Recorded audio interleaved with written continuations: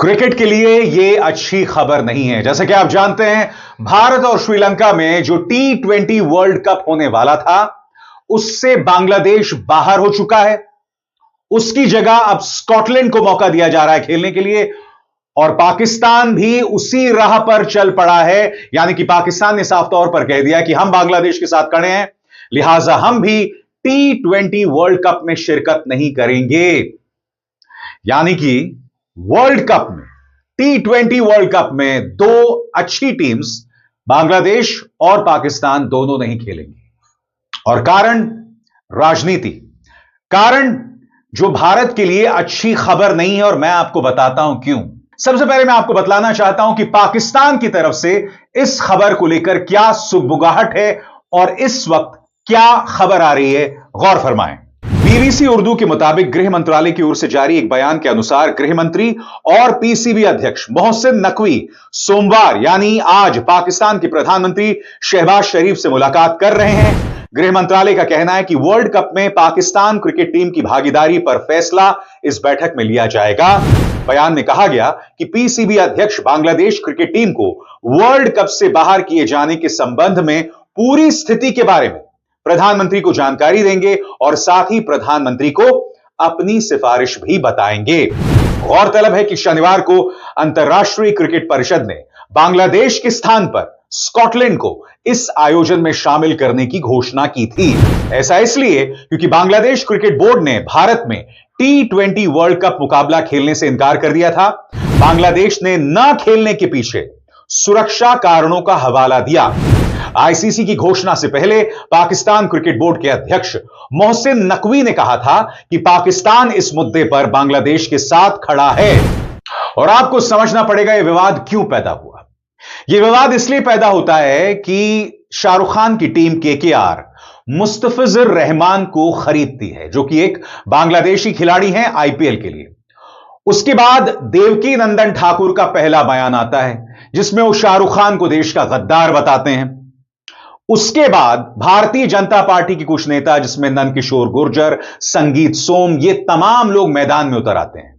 यानी कि जो हिंदुत्ववादी दल हैं वो शाहरुख खान पर हमला शुरू कर देते हैं। इससे घबराकर बीसीसीआई केकेआर से कहता है कि आपको मुस्तफिजुर रहमान को लेने की जरूरत नहीं है। यह बात अलग है कि यही पैमाना मुकेश अंबानी के लिए नहीं था, क्योंकि मुकेश अंबानी की मुंबई इंडियन एमिरेट्स में शाकिब अल हसन खेल रहे होते हैं और फाइनल में, दुबई में होने वाले फाइनल में वो शिरकत भी करते हैं। यानी कि शाहरुख खान के लिए जो नियम है वो मुकेश अंबानी के लिए नहीं है। क्यों?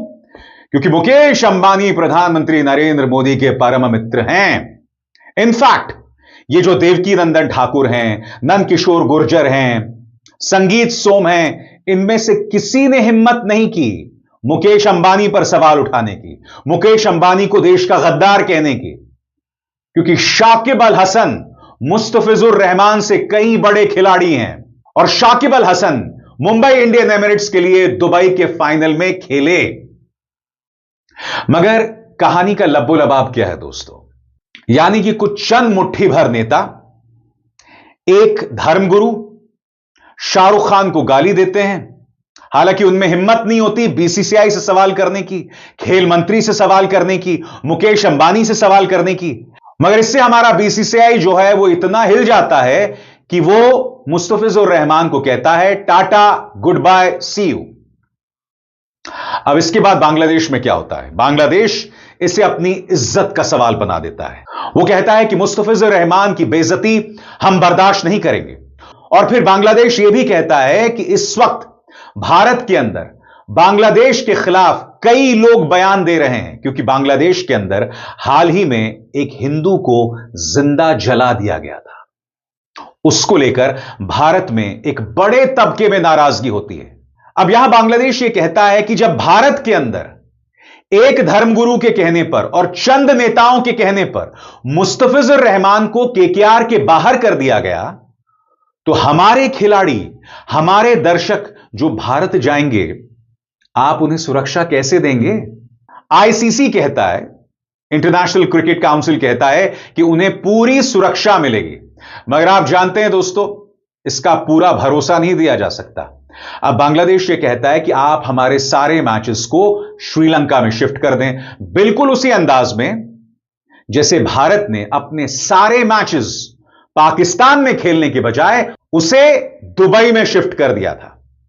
बांग्लादेश कहता है कि जो सुविधा भारत के लिए की गई थी वही हमारे लिए किया जाए और हमारे सारे मैचेस को श्रीलंका में शिफ्ट कर दिया जाए। आईसीसी मना कर देता है।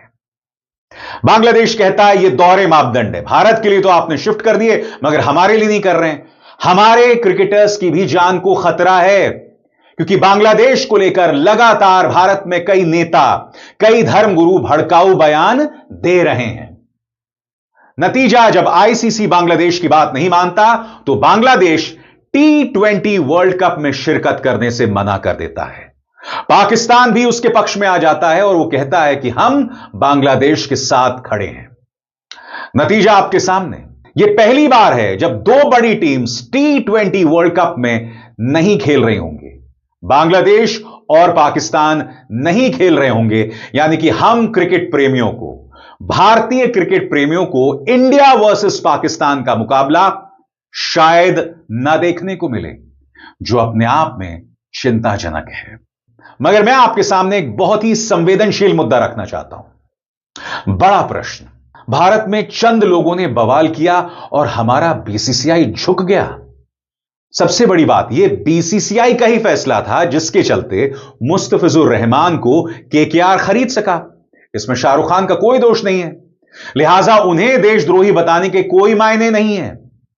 मगर उससे भी बड़ी बात, भारत के अंदर चंद लोग बवाल करते हैं और उनकी बात को मान लिया जाता है, क्योंकि देवकी नंदन ठाकुर अमित शाह तो है नहीं। हजारों नंद किशोर गुर्जर और संगीत सोम मिल भी जाएं तो वो प्रधानमंत्री की बराबरी नहीं कर सकते, नरेंद्र मोदी की बराबरी नहीं कर सकते। अगर तो कोई बहुत बड़ा नेता कह रहा होता तो बात समझ आती। किसी ने बात नहीं की, यहां तक कि हमारे खेल मंत्री ने भी नहीं कहा कि मुस्तफिजुर रहमान को केकेआर की तरफ से नहीं खेलना चाहिए।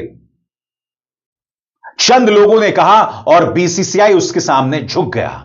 अब आप मुझे बताइए दोस्तों, दुनिया को यह क्या संदेश जा रहा है कि भारत की सरकार से जुड़ी एजेंसीज कुछ कट्टरपंथी तबकों के सामने झुक रही हैं और इससे भारत की साख को, भारत की इज्जत को नुकसान पहुंच रहा है। बताइए, जो मैं बात कह रहा हूं वो सही है या गलत, या तो और हिम्मत दिखाइए। अगर आपको लग रहा है कि बांग्लादेश में हिंदुओं के साथ अपमान हो रहा है तो भारत को कूटनीतिक तौर पर उग्र कदम उठाने चाहिए, हमारे राजदूत को वापस बुला लेना चाहिए अगर आपको ऐसा लग रहा है कि बांग्लादेश हमारी बात नहीं मान रहा है। क्योंकि इस वक्त बांग्लादेश चाइना के मोहरे के तौर पर काम कर रहा है, इसमें कोई शक नहीं है। इस वक्त बांग्लादेश, पाकिस्तान और चाइना तीनों एक साथ हो गए हैं और यह भारत के लिए अच्छी खबर नहीं है।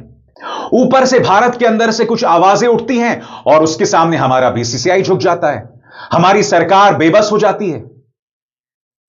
दोस्तों, इस वक्त भारत दुनिया में क्रिकेट का पावर सेंटर है। क्रिकेट का सारा पैसा, सारी ताकत भारत के अंदर है। आईपीएल में खेलने के लिए हर बड़ा खिलाड़ी उतावला है क्योंकि पैसा यहां पर है।